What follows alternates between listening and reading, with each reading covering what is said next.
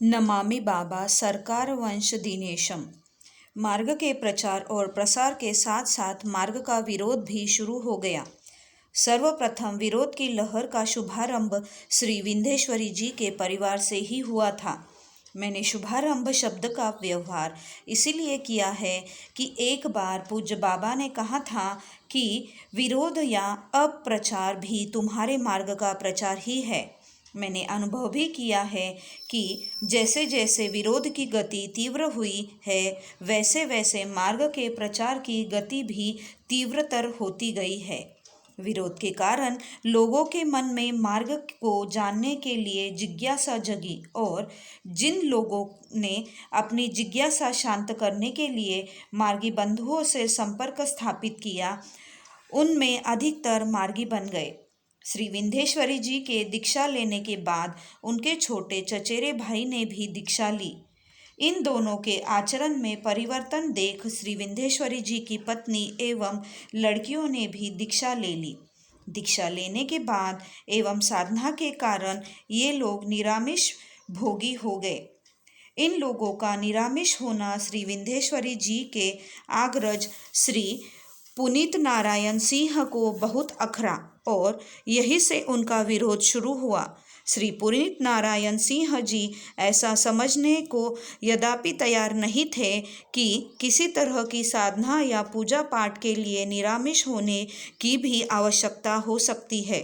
उन दिनों श्री विंध्येश्वरी जी एक काफ़ी संपन्न एवं बड़े सम्मिलित परिवार के सदस्य थे और पूरा परिवार अबाल वृद्ध आमिष भोगी था। अब इन लोगों को निरामिष होना स्वभावतः परिवार के अन्य सदस्यों को खटका और श्री पुनीत नारायण जी ने हंसते हंसते मार्ग के प्रचार का विरोध मधुर शब्दों से श्री गणेश किया। वे अधिकतर अंगिका भाषा में ही बात करते थे।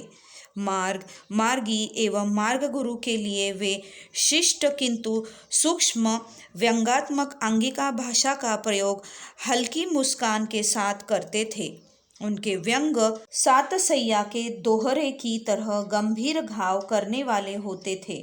स्तुति में निंदा एवं व्यंग की अभिव्यक्ति अभी तक मिथिला की ही विशेषता थी, परंतु पुनीत बाबू से बातें करने पर समझा कि अंगिका भी मैथिली की ही सहोदरा ही है, किंतु बड़ी।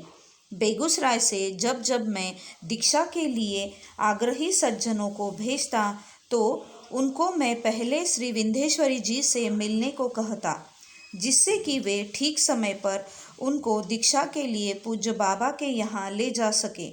पुनीत बाबू सदा ऐसे मौके से लाभ उठाने का प्रयास करते और जो कोई भी दीक्षा के लिए श्री विंध्येश्वरी जी को खोजता हुआ उनके यहाँ पहुँचता उसको वे झटकने या भरमाने की भरपूर कोशिश करते, परंतु हर बार चूक ही जाते और असफलता ही हाथ आती। ऐसे सज्जन जब दीक्षा लेकर लौटते तो मुझसे मिलकर पुनीत बाबू की बातों की चर्चा मुझसे करते तथा जब कभी मैं जमालपुर आता तो श्री विंध्येश्वरी जी के छोटे भाई भी मुझसे इसकी चर्चा करते। पुनीत बाबू कभी कदा मुझसे भी बहुत ही शिष्य भाषा में साधना संबंधी व्यंग कर बैठते।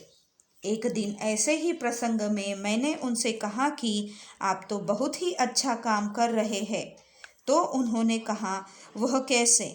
मैंने कहा कि दीक्षा लेने के पहले आप जो किसी को बहकाने का प्रयास करते हैं यह तो जिज्ञासु व्यक्ति के निष्ठा की परीक्षा हो जाती है और यदि वह आपके भड़काने पर भी दीक्षा लेता है तो निश्चय ही उसकी निष्ठा और भक्ति सराहनीय है। असफलताओं के कारण उन्होंने अपने दोस्तों की एक मंडली बना ली जिनका काम ही था मार्ग और मार्गियों की टीका टिप्पणी करना।